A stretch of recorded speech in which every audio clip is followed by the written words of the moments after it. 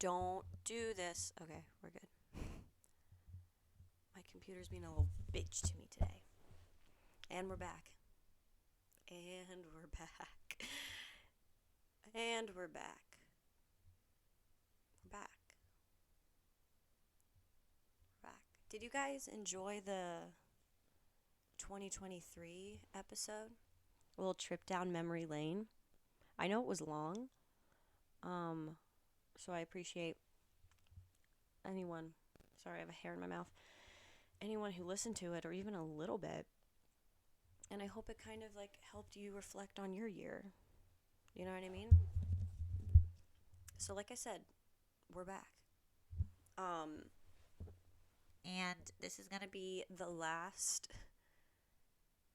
episode of this year, which I think is really fucking cool because I want to know how many episodes I've done this year. Because I started this podcast like fall of 2022. So can I quickly count just because I'm curious? Okay. 1, 2, 3, 4, 5, 6, 7, 8, 9, 10. So this is going to be my 11th episode of the year, which in retrospect, I'm like, I kind of wish I'd done more.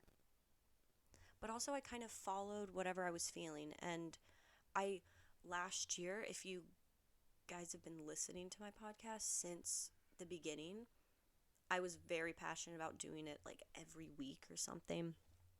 And then I got very critical of myself, and I was like editing too much, and I was just very hard on what I was saying. And that's when I stopped for a little, and then I started up again around May of this year. And I was like, you know what? Fuck it. I'm just going to talk, and I'm not even going to edit. I'm just going to like if there's silence, there's silence. If there's rambling, there's rambling, right? That's the beauty of me because I provide both. Um, Anyways, this is my 11th episode of the year, which is awesome. And I kind of want to talk about next year. I kind of want to talk about what I'm striving for next year. And I think that's important. I think it's also important to not put it on such a high pedestal and be like, I need to become, see, this is where I get confused. Because part of me is like, don't put it on such a high pedestal where you're going to get disappointed, but also make grand goals for yourself because then you can achieve that. So it's like, anyways, the past week or two, ever since I recorded my last episode, I was writing down in my notes just things that I want to talk about in this episode, specifically for the next year, things that I want to kind of achieve for myself or be more cognizant of. And all of these things aren't necessarily like specific tasks. They're just kind of as a whole things that I've noticed this past year that maybe I just wasn't really conscious of, or even like some of these I'm like, how did I not think about this? It just like kind of came to me this past month, which I definitely think December has been a very insightful month for me. Me in a turtleneck right now is just like messing with me. But I'm excited to kind of go through these because I also want whoever's listening to like, I don't know, help them as well. Like really digest this and be like, how can I use this for myself this upcoming year? I've always been someone that's like, new year, new me. And I know I talked about this again in my last episode,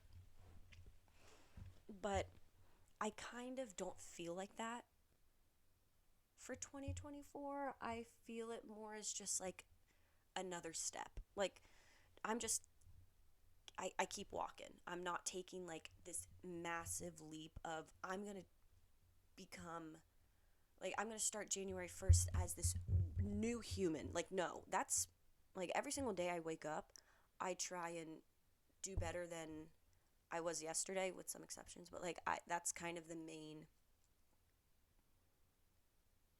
like foundation. Henceforth, every single day is kind of like new year, new me. Does that make sense? Um, Definitely not as like wild, but just kind of that same tone for the new year. Like, I'm not really expecting, or I'm not trying to like put this huge expectation on myself to like become a whole new person. Because also, I think already for myself, I'm like, I already give myself way too much pressure. And I personally, for me, like this upcoming year, I want to see how slow I can actually take things, and how much I can kind of just let go of. So it's kind of the opposite, sort of say.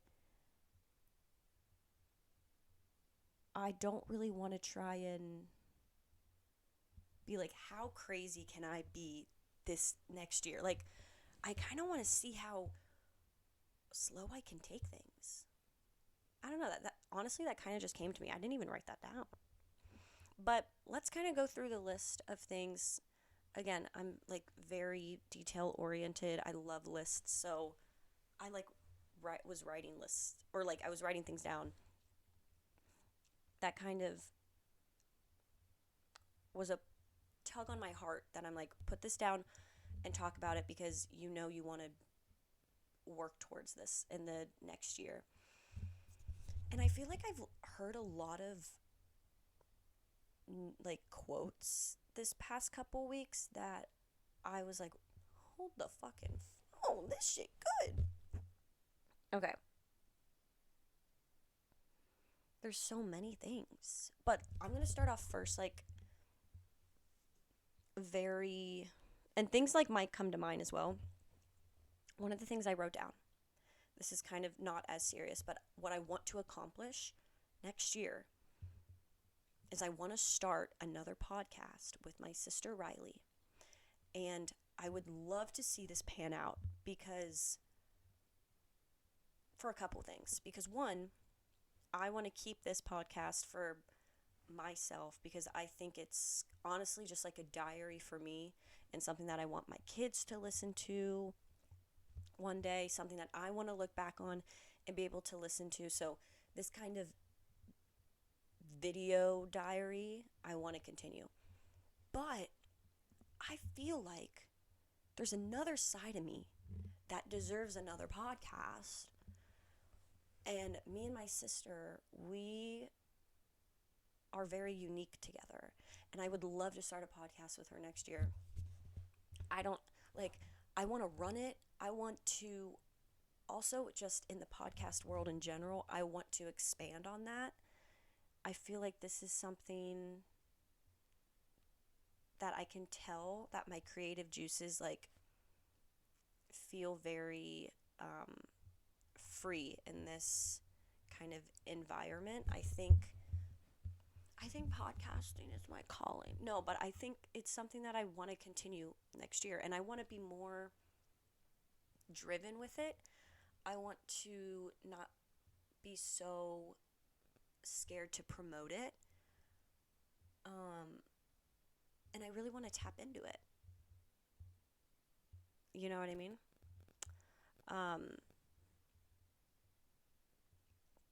so yeah, I mean, that's like the first thing I want to start off with. I want to grow this podcast more. I want to start it with my sister, because I think people would eat it up. People would eat it up. Like, just imagine that. Come on. Okay, next. My first thing on this list was listen to my body for direction. Um, I am such a profound believer that, and I know everyone hears it as well, But anytime any of my friends are trying to decide between one thing or like what to do, and again, I need to take my own advice sometimes, but it's like, what is your gut saying? Like, what is your body telling you? Because your body, how it reacts, like, that's the answer, not like things in your mind necessarily. You can use your mind to kind of help you logically figure it out, but using your body for direction on where to go in life, how it makes you feel in the moment, who you're spending time with, like listening to your body will guide you to like the places that you need to be in life. And I'm such a believer in that, and I need to do, honestly, I need to do so much better in doing that, because sometimes I tend to not. Sometimes I tend to like ignore it, which then kind of becomes a cycle where it's like, well, if you're not even listening to your body, how are you going to how are you going to make the right decisions in like other aspects with people, and even just like listening to your body when you're hungry or when you're sad or when you're thirsty or when you're tired. And that's kind of the biggest thing that I was trying to get at with this, is listening to my body more on just the human needs of being tired, hungry, thirsty, or just like feeling like you want to work out or like get into like be physical, like following what your body's telling you, following those like those signals will then help you follow your intuition and gut on like life decisions, you know? Um, so that's one of them. The next thing I wrote is, how does someone make me feel rather, wait. How does someone make me feel rather, how do I feel about them?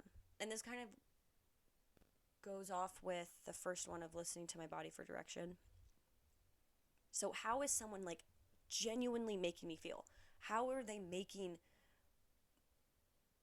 not my mind necessarily of how I feel about them, but how are they making my nervous system feel? Like, do I like when I am hanging out with someone and I leave and I'm feeling drained, focus on that instead of how you feel about them. Because like you could easily like convince yourself that you like someone, but then you leave,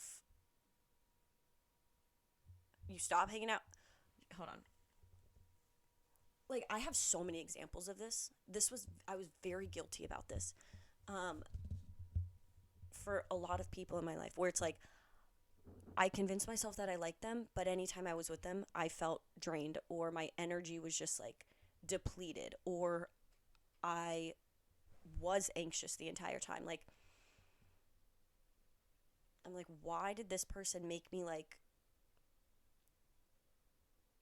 what, like, when I was hanging out with certain people, I'm noticing I'm like chewing my nails or like picking at stuff, and it's like that's kind of your body's signal of, like feeling maybe unsafe or just like uncomfortable, maybe in a fight or flight mode.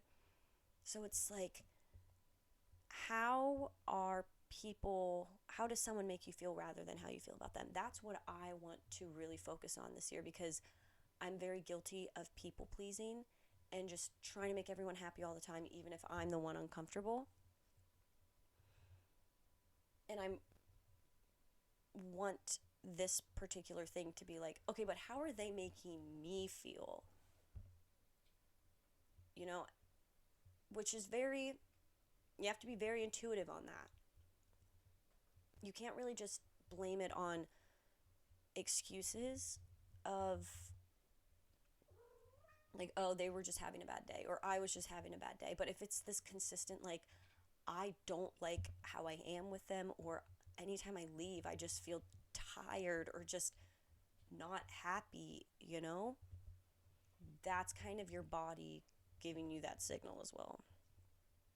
Java wants to get out of my room.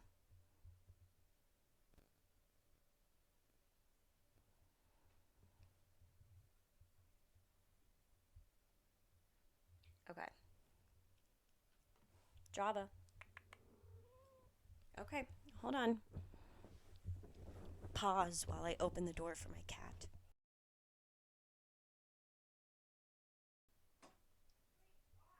Not even close. Uh, I have to close my door now.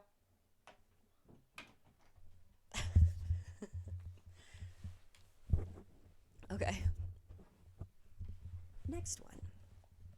I wrote down, don't underestimate the hole your absence would leave. Isn't that beautiful?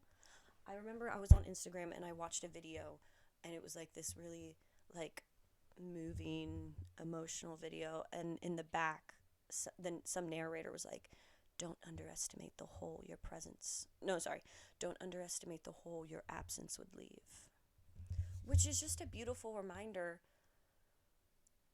of how important we are. Yes, we can view, like, we can zoom out like we do on Google Maps and be like, oh, nothing matters. Like, we really don't matter. Which, I mean, you want to talk about it like that? Low key, yeah, we don't matter in the grand scheme of just whatever. Yes, Riley. Okay, goodbye. I'm doing something. No, maybe I'll meet you later. Bye. Um, is this all over the place? I'm sorry. But yes, in the grand scheme, it's like, okay, yeah, we're just like, it doesn't really matter what we do. But when you're really trying to not view it that way, I guess, we are each so important with so many beautiful abilities, talents. We're just love, you know? So to not underestimate the hole your absence would leave, like, I guess that's a big one for me because sometimes I do have imposter syndrome when it comes to friendships in particular, or even just like the the joy I bring to people. I strive to be just really kind, and I just always want to make someone feel heard, listened to, welcomed. And I know I give that to people, but sometimes the imposter syndrome in me for some reason is like, you're failing at that, or like you're not intelligent enough to, or like you're not you're not something enough. I don't know what it is. I can't really grasp that right now, but like, you're not something enough to be like super important in people's lives. Like, I can name off people that are so important to me that have left a print on my heart, you know? Like, I can very much name those type of people, like name those people. But for some reason, I have a hard time believing that I can be that for someone else. Henceforth, I want to really be reminded the significance my absence would leave if, like, if that were to happen. You know what I mean? Because it's just beautiful. It's like, I am important, and I am important in people's lives. And that's it's at least very significant for me going into this upcoming year, because I'm living alone. And when I get lonely, which we all do, when I get lonely, I do feel very small, I feel I have a tendency to like really convince myself that I do not matter or yada yada yada, okay? And that's hard for me and a little scary for me when I think about living alone, because it's like I can't always have people around me all the time. Not that I don't want to have people around me, but like I think deep down I really love human connection and people's presence, and I can't always get that, all the time. So that's why this is very important, because it's like in times when I feel like not important to someone else, I mean, it's just not true. So that's something. Does that make sense? Next one. I wrote down, falling in love is a physical feeling. It's not a walk in the park. I wish I wrote more down on that. Falling in love is a physical feeling. It's not a walk in the park. You know what I think that was? I think there was an interview I watched between two actors, and I think it was the hot priest from Fleabag and then Greta Lee from Past Lives. And I think she was saying falling in love is a very physical feeling. And I was like, I like how she said that, because I was raised, and I think this can be said in, different perspectives, and I can say it, but like, I had the idea that falling in love would be like this, like the easiest feeling in the world. And I think it is. I think love in general, with family, relationships, work, like people in work, like romantic feeling, like romantic love, is all like, just love as a whole is so infinite and effortless. It should be the easiest thing in the world, right? Or like, it shouldn't be something you should worry about so much, because it's so effortless. You see it everywhere. You see it in nature. You see it in like interactions with strangers. Like, it's so present and so there. But it's also like giving yourself grace that falling in love isn't always easy. It's like a very physical feeling, right? It shouldn't be something that's like, I don't know, because it's kind of like I'm literally contradicting what I'm saying about it. Falling in love is a physical feeling. I think I just like how it was like, I feel like it just made me feel heard, that sometimes there's such a physical reaction to when you do feel so deeply. And it is stomach twisting. It is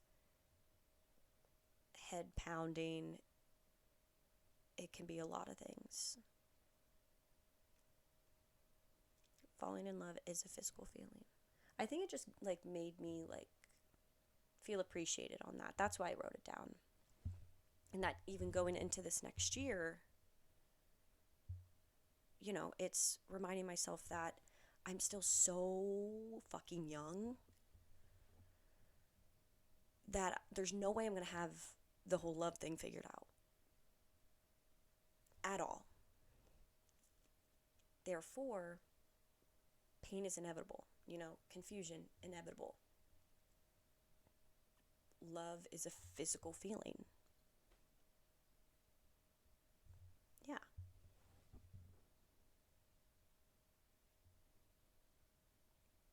But then when I wrote down, don't worry so much about love, love is the most infinite and effortless presence in the world, that was one of the more beautiful things I've ever read, because it really is true.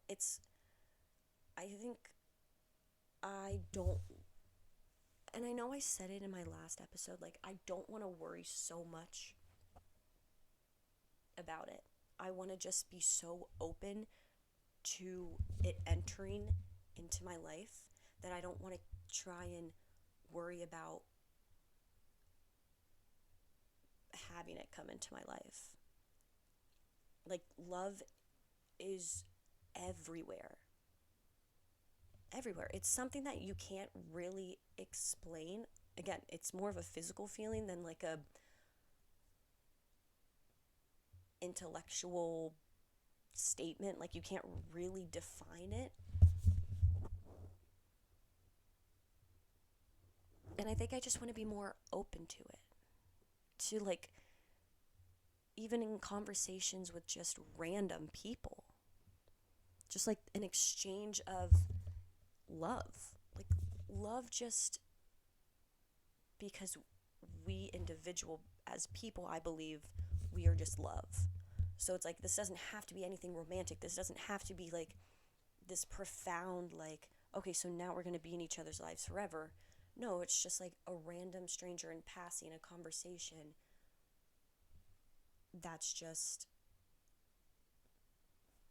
me as love exchanging it with someone else, even for a quick moment. Like, I want that to be so evident to me and so just like loosely happening. Like, I don't want to control it. I don't want to try and force it. I don't want to worry so much about it because it is so effortless. It's always there, you know? I wrote down, nope, what did I? I wrote down treating myself like a precious object. That was an affirmation I did a lot.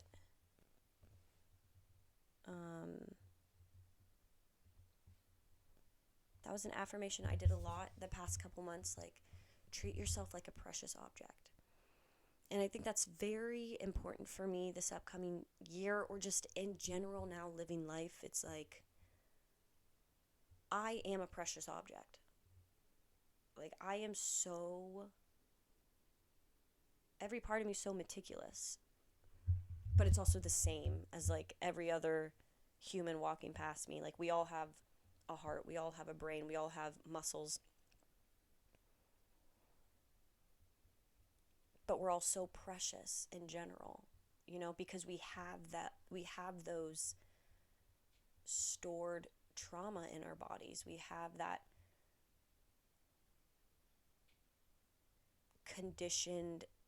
those conditioned patterns from our childhood. So like, we are so precious, right? Because we have our inner child still within us, you know, we always will. And I wouldn't say like this past year I didn't treat myself like a precious object, or like I wasn't really kind to myself. I think I've been the most kind to myself I've ever been in my entire life. But continuing forward, especially in the early 20s, when I'm just like, I am experiencing more than I have than when I was a teenager, and I'm learning more and I'm having more insights about things, there could be a tendency to just brush myself under the rug, but that's the last thing I want to do. I want to put myself first in most, like, in everything.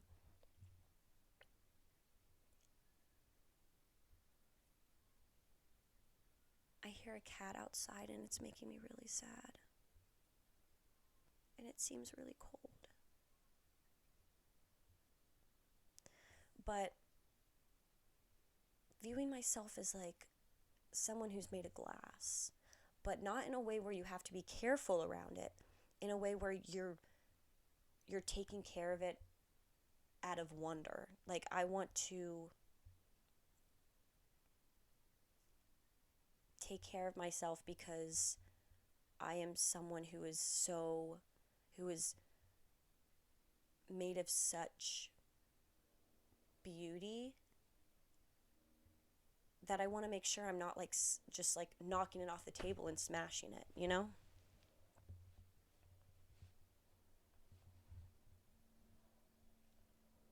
And I think that was really beautiful what I just said.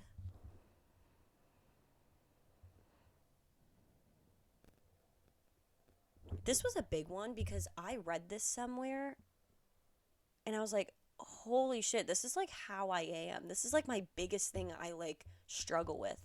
What happens to me if I'm not perceived the way I think I need to be perceived? I haven't stopped thinking about that once. Like, if you can watch, if you're watching the video and you see my knee, it's like purple. The bestie is cold. The babe is cold. Anyways, I haven't been I haven't stopped thinking about this. What happens to me if I'm not perceived the way I think I need to be perceived? I'm not gonna lie, this is the definite, like, the ego based part of myself is that in a statement. I am constantly, if I'm feeling very ego heavy some days, I am constantly like, are people perceiving me the way I want to be perceived? Which, dear God, if any of you guys know what I'm feeling, it can just be so exhausting.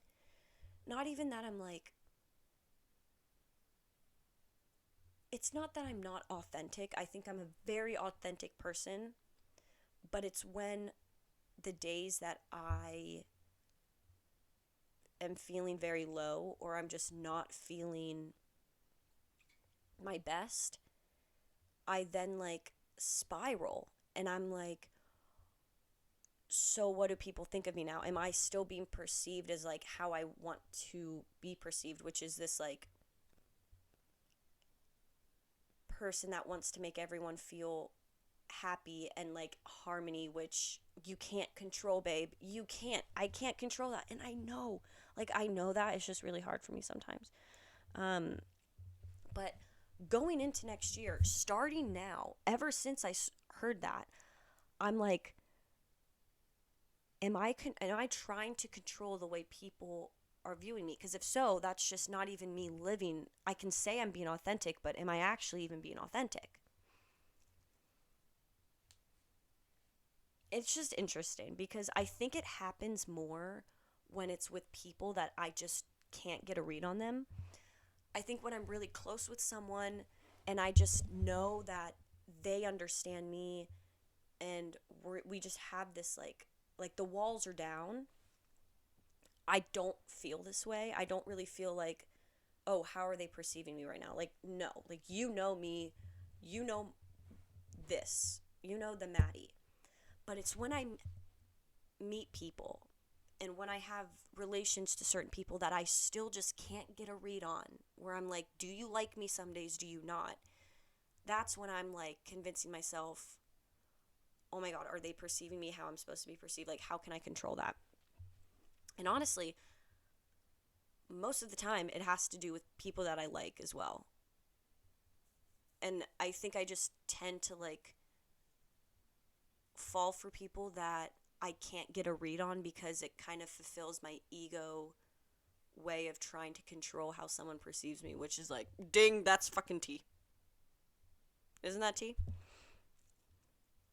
So I really want to work on that. Like, I want to be able to check in with myself. And if I'm around someone that I just don't know if they like fully know me, just because I am such an I say I'm an open person. I don't know. Like, once you get to know me, I feel like I'm open and honest and I'm just vulnerable. I don't fucking know, you know? But if I'm around someone that I'm just like, I don't know if you like me, then I want to be able to not give a fuck. Like, I want to be able to not care, I guess. I'm like, okay. And why do I need them? Why do I need to control what they think of me? Which is so hard for me. It's so hard for me, and I don't know where that rooted from. And I mean, it has to root from, like, obviously childhood, but when I mean, like, just maybe religion and just how I was always trying to be this, like, perfect Christian child. Java, I thought you wanted to go out. And the last thing, that I wrote down, which was I had like an aha moment a day or two ago.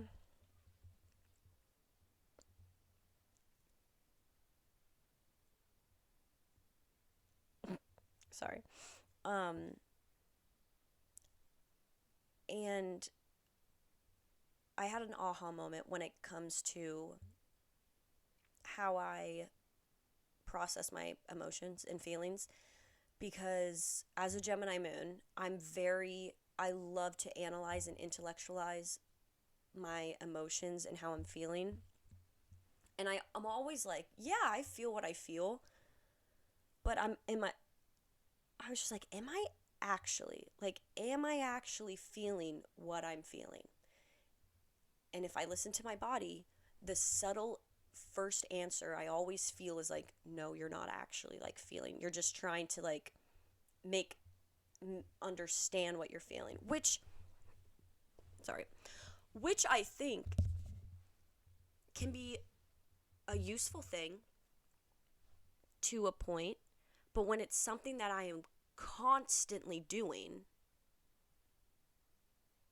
I'm actually just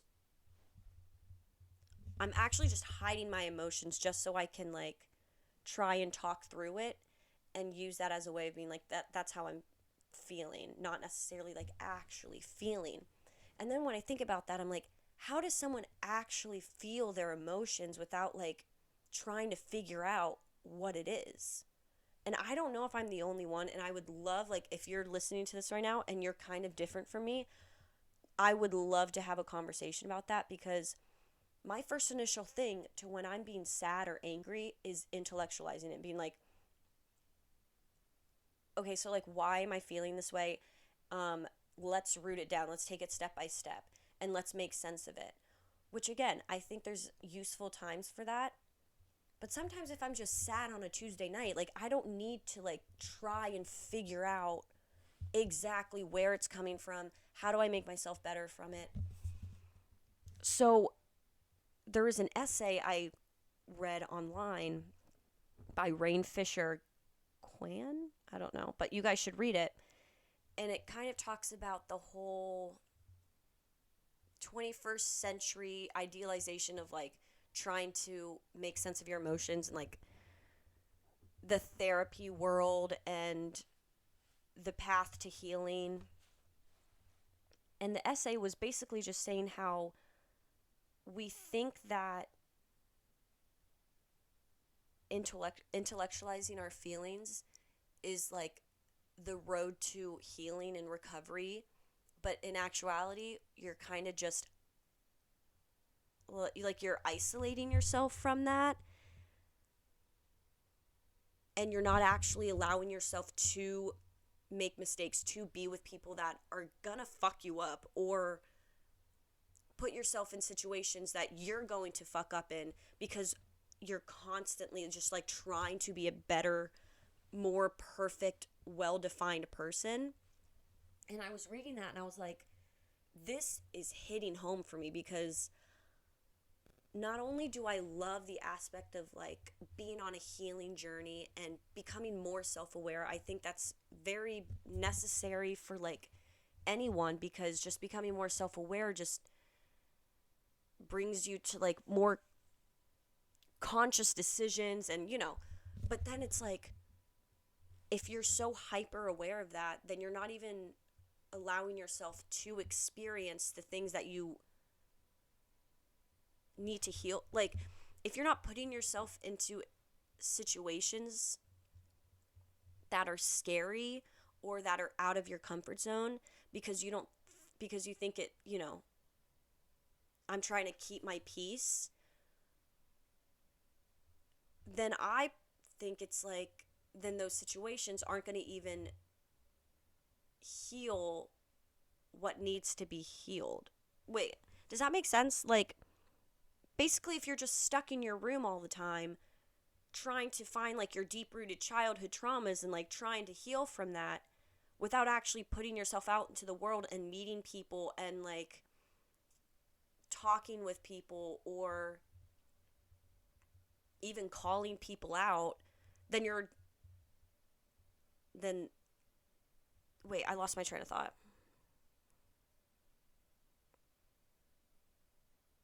I, I'm sorry. But do you know what I mean? Like, so basically it hit home for me because I'm like, am I kind of guilty of this whole perfect person, fully healed, idealized, like, path of life that I have to be fully healed before I, like, find my partner, or I have to be fully healed before I, make the next step to, like, get a new career, yada, yada, yada. So I was like, am I guilty of that sometimes? And I think I am. I definitely think I am, especially because it hit home for me. And I think the biggest thing that I wrote a line in the essay, it said, it is tempting in this world of alarm bells and flashing warning signs to want to trap myself in a room where there's nothing to bounce off of but myself. I read that and I was like, oh, that's me. That is me. It's me because I'm like, okay, so my path to healing, my path to, like, self-discovery is just by myself, which I think there's a lot of beauty from being independent and working things through yourself. But we're in a world where there is so much warning signs, alarm bells to learn from, that I try and keep myself safe by, like, trapping myself by myself, intellectualizing my feelings with no one else to bounce other perspective, other ideas off of. And it becomes a cycle. That was just really interesting to me, and it's something that I want to, yeah, like, for 2024, cool, but just, like, it kind of opened my eyes a little. I'm like, am I really feeling my shit, or am I really just only intellectualizing it, not even with anyone else?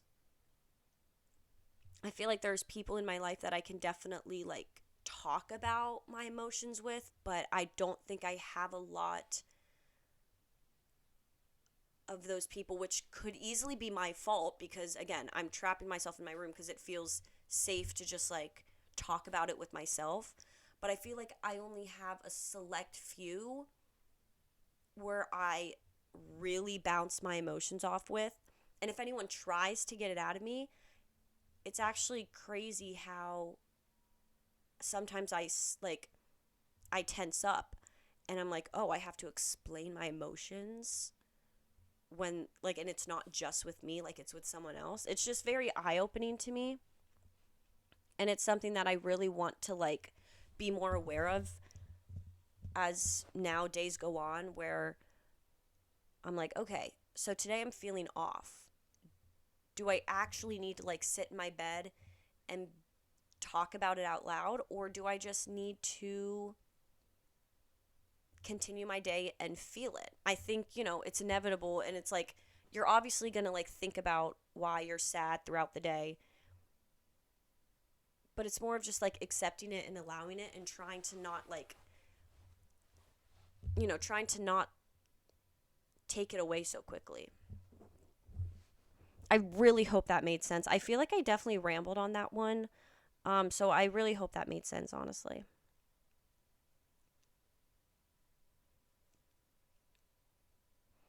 But, anyways, I think this upcoming year is going to be great. And I'm really excited. And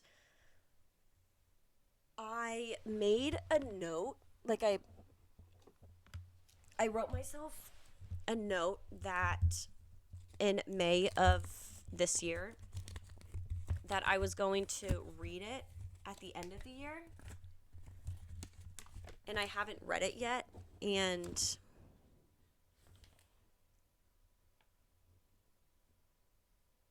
it's just really cool. I want to read it. I want to read it right now. But, like, is that weird? Like, do I just not need to, like, spill all the juicy details? Huh? That's funny. it's cute that I said that. I'll read this in a second, but I'm really excited for next year. I'm excited because it is super fun to always like start fresh, start a new canvas. But I have so much already in life, so many things that I'm thankful for, that I'm just excited for like more to come, you know? Like I said, I moved to my new apartment very, very, very soon. And I'm living alone, which has had me feeling a lot of different feelings. And I'm trying to be okay with those feelings and not have to like analyze them so hard. But like, no, you're like, there's a big change coming. I'm getting nervous about it. I'm getting honestly kind of scared about it. So there's that. And it's just like, I don't have anything planned for next year. I feel like going into 2023, I knew things that were coming. But again, like, I don't know actually. The only thing I know that's coming next year is the fact that I'm moving, and that's literally the first weekend of January. So it's super exciting. One thing I really want to do before the year ends, and I have now 11 days to do it, but I want to get like a tarot reading done from someone, or like my horoscope for next year, because I know I wrote it down this past year and I really want to do it again. But I'm just excited.